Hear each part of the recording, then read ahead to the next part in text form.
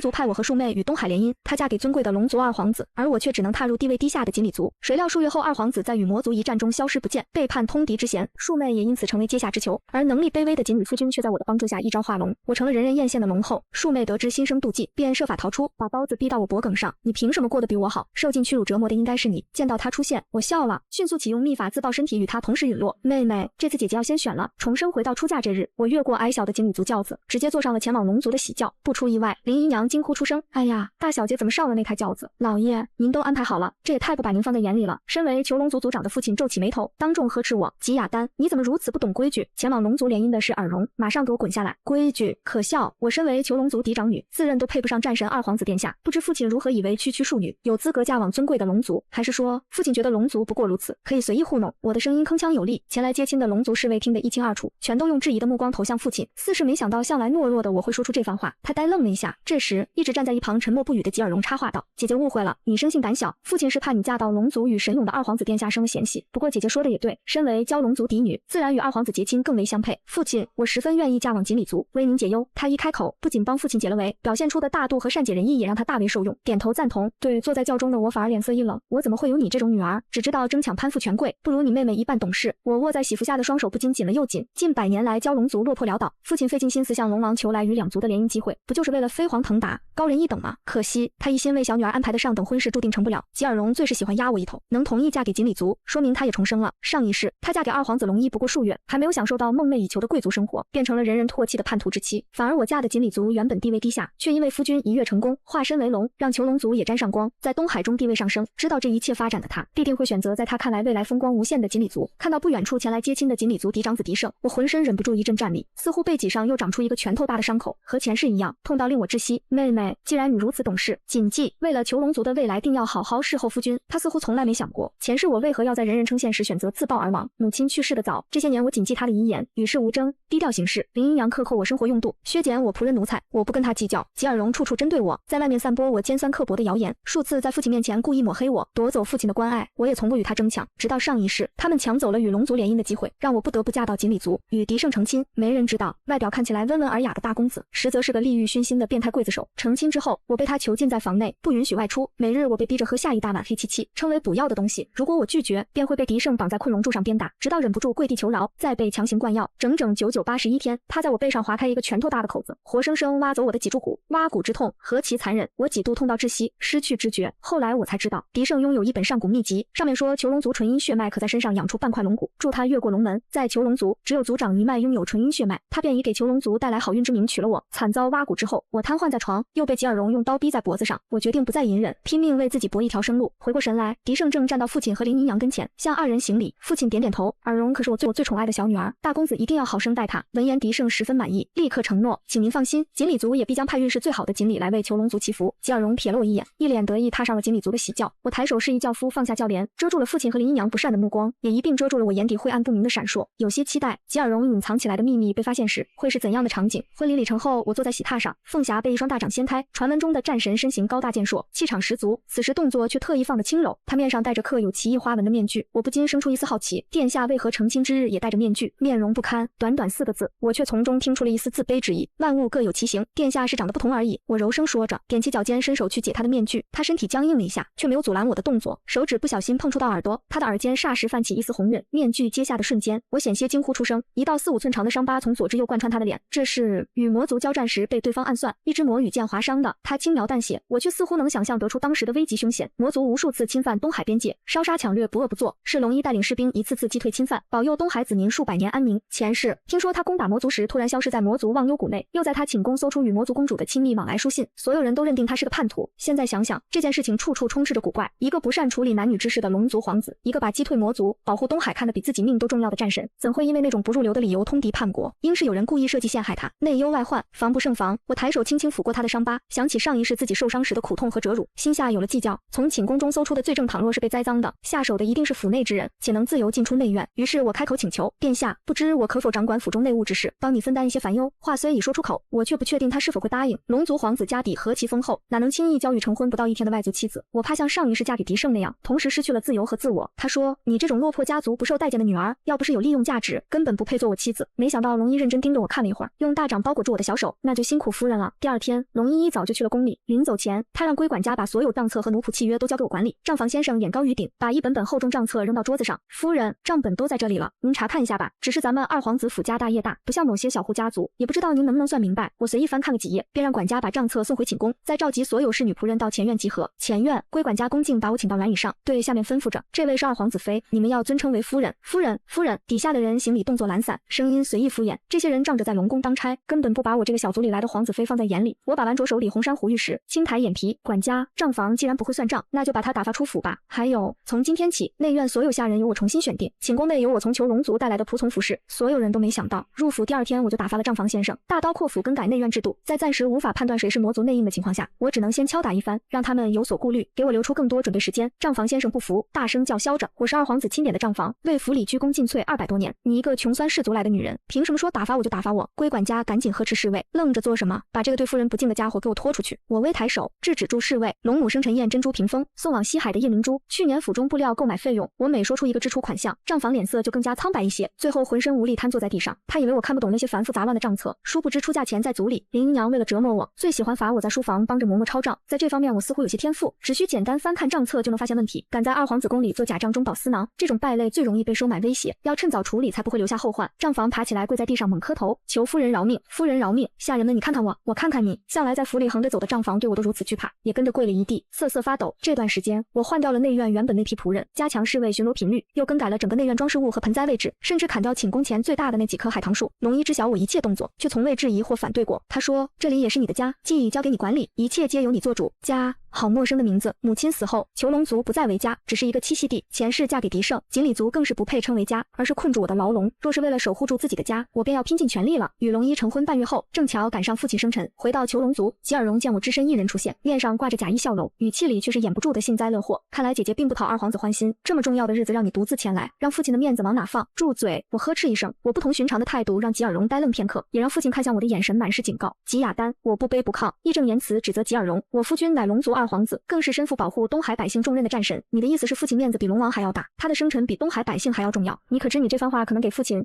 给囚龙族带来怎样的麻烦吗？父亲想要继续训斥我的话被默默咽下去，第一次对吉尔荣说话加重了语气，莫要多言。他心知肚明，老龙王生性多疑，那句话被有心人听去添油加醋学到龙王那里，他定要吃不了兜着走。为了缓和气氛，狄胜拿出早已准备好的礼物递给父亲，是一枚锦鲤族的好运符。父亲笑着收下，好贤婿，我们尔荣可真是嫁对人了。吉尔荣转头不怀好意看向我，姐姐，看你两手空空进来，该不会没准备礼物吧？我刚要回答，一名侍卫慌慌张张跑进来，不好了，海马族偷袭了我们族里守卫。海马族与我囚龙族数百年来一直敌对，双方总是就领地问题发生争执。不可能！父亲皱起眉头，族外有我们设的阻拦屏障，他们怎么可能轻易闯进来？侍卫抬头看了我一眼，犹豫道，似乎是大小姐回来那个方向的屏障产生了漏洞。父亲猛地瞪着我，没有多问一句，直接给我定了罪。吉雅丹，你这个丧门星，你是不是故意放他们进来害囚龙族的？这时，一道浑厚有力的声音响起：囚龙族向来如此不分青红皂白，冤枉人吗？龙一一身肃杀之气出现在前院门口，他依旧戴着标志性的面具，手上拎个海马头，一身银色锦袍上溅出串串血滴。跟在龙一身后来报信的侍卫说，龙一来的时候正好遇到海马族偷袭，他祭出战神之剑，不过几个来回就把海马首领的头颅砍了下来，顺利镇压了偷袭小队。父亲本就忌惮龙一身份，现在又直面他的杀伤力，对他的态度瞬间恭敬，多亏了二皇子才让囚龙族免于一劫，您可是我们囚龙族的大恩人。龙一挥挥手，10几个镶着夜明珠的大箱子被放在院子里，仆人们一一打开，各种耀眼夺目、五光十色的绝世珍宝放置其中。这些是雅丹为您准备的寿礼，我跟着送宝车队来的有些晚了。说着，他把手里的海马头扔到地上，这个就算是格外的礼物了吧？看着满地箱子，父亲眼中泛起贪婪的光。锦鲤族好运符虽稀有，可并不是独一份，而且一个是看不见摸不着的运势，一个是实打实的真金白银，孰轻孰重立刻见分晓。父亲用从未有过的温和语气跟我道歉，雅丹，刚才是父亲一时心急误会你了，你可千万别放在心上。父亲一直知道你是个孝顺孩子，我囚龙族的嫡女自然是最优秀的，可笑不过是一些死堪堪的身外之物，竟能换得一份过去不管努力多少年都得不到的父爱。不过能看到吉尔荣吃瘪嫉妒的表情，我觉得送出这些礼倒也值了。龙一给我递了个眼神，转身去客房更换衣服。他好像特别不喜欢在我面前露出自己泄心一面，可他不知道那时候的他最有魅力。我闲着无聊到后花园等龙一，却被吉尔荣堵在院子角落。别以为嫁到龙族就了不起，过不了多久，我的夫君也能越过龙门，成为真龙天子。而且夫君待我极好，平日里不舍得离开我一步。每天还会亲自熬一副养生汤给我喝，养生汤是送命汤还差不多。我笑他天真，你可知喝龙骨汤要承担什么后果？龙族有一条诅咒，亵渎龙骨者要承受749道天雷惩罚。吉尔荣不相信对他爱护有加的夫君会如此欺骗他，他为什么要那么做？你就是嫉妒我过得比你好，我才不会上你当。你只需拒绝他一次，便可知晓原因。我了解他，这个被宠坏的妹妹生性多疑，他一定会找机会试探狄胜一次。没想到，我刚带着龙一逛完曾经居住过的院子，就听下人说吉尔荣和狄胜吵了起来。狄胜把吉尔荣带回了锦鲤族，我摇摇头，如此心急，看来他的自由生活要提前结束了。从囚龙族回来后，龙一就开始忙碌了起来，经常10天半月回不了一次皇子府。算算时间，此时魔族应该已经在边境伺机而动。听说魔界忘忧谷常年大雾缭绕，能迷人心智。我翻遍藏书阁几千本书，终于在一本不起眼的怪谈里找到可能的解决办法。距离龙一出征仅剩1天，我急忙潜入龙族禁地深渊的千年寒潭。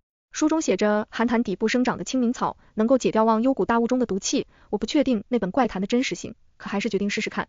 自从嫁给龙一，我感受到了被尊重的爱，才明白什么是有尊严的活着，什么叫做真正的自己。我不能眼睁睁看着他即将陷入困境，却无动于衷。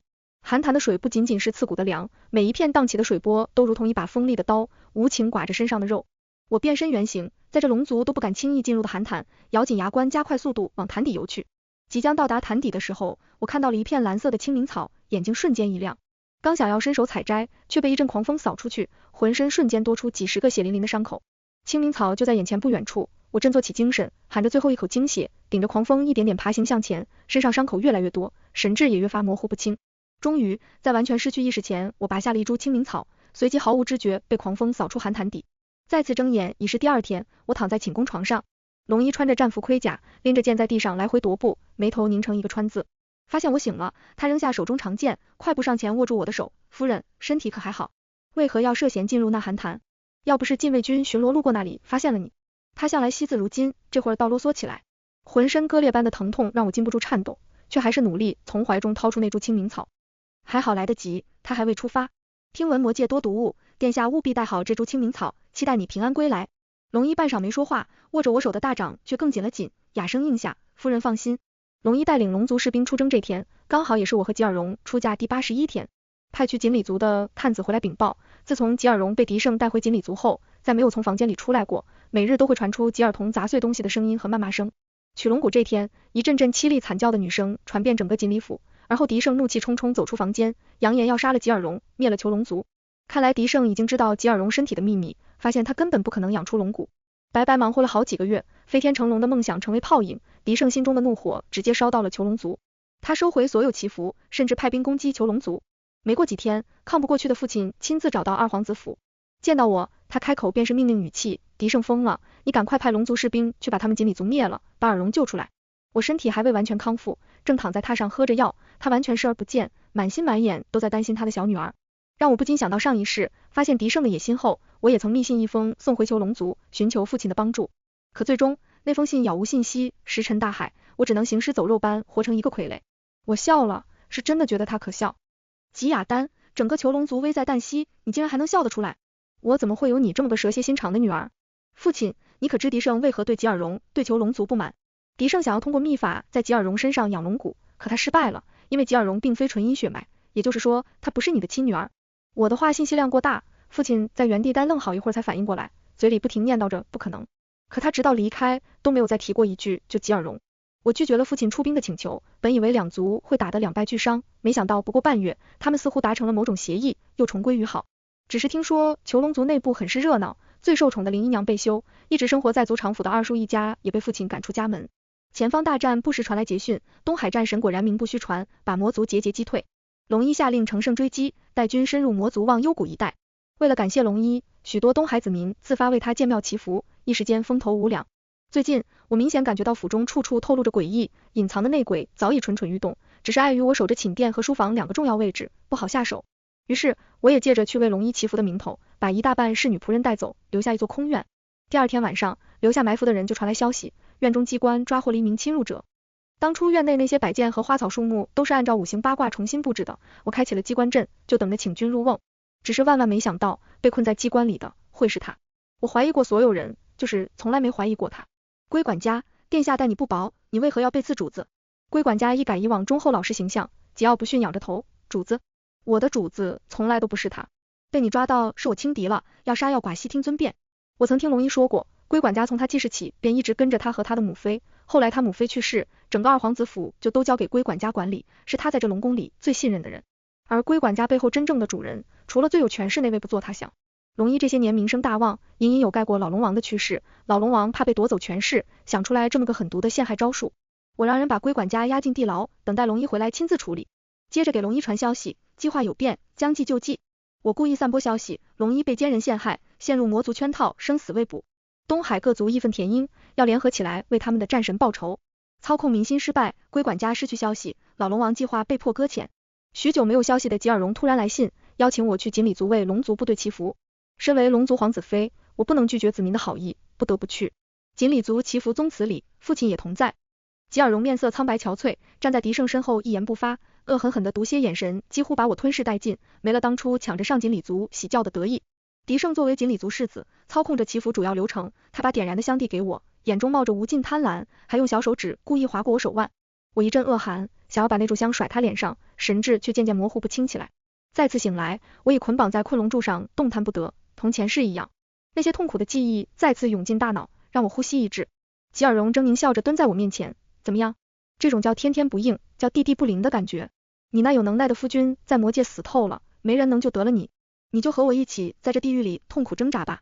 说着，他拿起旁边一碗黑漆漆的龙骨汤，掐住我下巴就要灌下去。原来父亲与锦鲤族打的是这个主意。吉尔荣已经彻底废了，他们利用他把我骗来，准备像上一世一样囚禁我，挖我骨要我命。我挣扎着打翻汤碗，惹怒了他，一个巴掌落在我脸上。老实点。他还想要继续动手，外面却传来阵阵打斗声音。我面上一喜，是从龙族带来的侍卫发现不对劲，来救我了。吉尔荣反身用刀逼近我脖子，试图借此威胁我的救兵。可当地牢门被打开，出现在门口的是狄胜，后面跪着一地被控住的龙族侍卫。哈哈哈哈！狄胜笑得猖狂，抓了这么多龙族，再加上你的纯阴血统，今天我就用你们祭天，必能一跃成龙。看来他是真的疯了，彻底被权势迷住了双眼，敢冒着得罪整个龙族的险。我和一众龙族侍卫被带到祭坛上，地上洒满龙骨粉，周围火光四起，即将烧灼到我们身上。突然，一个天雷降下，劈向狄胜和吉尔荣所在之处。龙一如同天神降临一般，从天而至，动作轻柔，把我抱出祭坛，解了身上的捆绑。对不起，我来晚了，让你受苦了。我摇摇头，看到他毫发无伤，悬着的心也终于放下，拉住他的手轻声说，我知道你一定会来救我的。收到锦鲤族邀请时，龙一正在悄悄从望幽谷潜回东海。清明草对于解毒气确实有效，不过我那一株杯水车薪解不了几十万大军的毒。所幸大自然相生相克的毒物必然长在附近，他们根据清明草长相，在离望幽谷不远处水潭里找到大片清明草，让30万大军成功闯出魔界。原本我们算好了时间，不料龙一半路意外被一波魔族残党阻拦，耽误了。其他侍卫被救下时，天雷还在不断降下。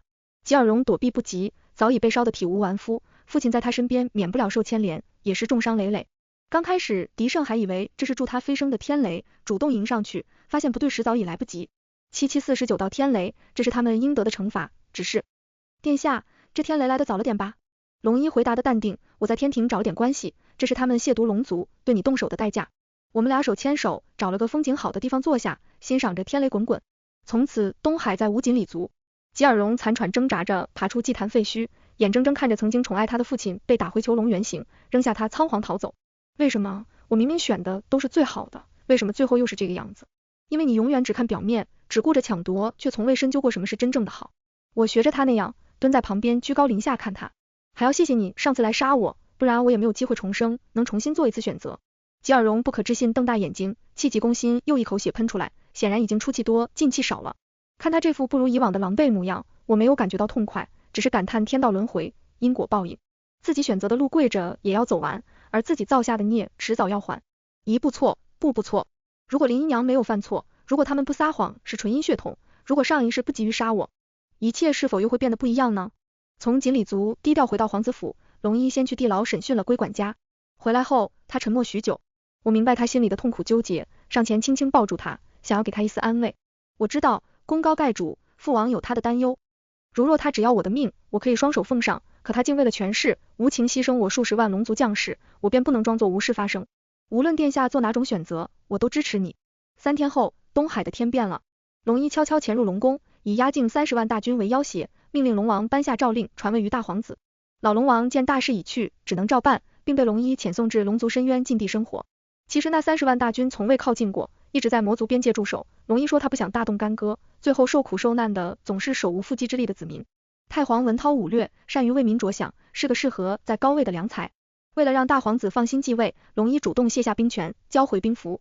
他现在懂得与我说笑，刚从宫里出来就抱着我，我现在可就仰仗着夫人了。我们俩简装出发，不带任何侍女仆人，到四海八荒各处游玩。遇到喜欢的地方就常住几个月，住腻了就继续前进。我根据药书研究出一种祛疤痕的药膏，每日睡前都为他敷上，脸上那道长长的疤痕越发不明显了。在我的劝说下，出门他也不再戴着面具，只是见到跟我搭话生人依旧喜欢冷着脸。就这样走走停停3年多，龙宫传来急诏，西南方黑熊族和狼族联合起来攻打东海，龙族无可用将领，已被敌军占领多座城池。新任龙王希望龙一尽快回去，带领龙族大军击败敌军。我问他作何打算，他说既已交出兵符，我便是下了决心离开的，更何况我答应过你，要带你看遍四海八荒。嘴上虽说着拒绝，手里攥着的密信却快被他撕烂，神色中更是掩饰不得担忧。我拉住他的手，轻放到我肚子上，殿下，回去吧，回去抢回东海子民的家，也给我们的孩子一个安稳的家。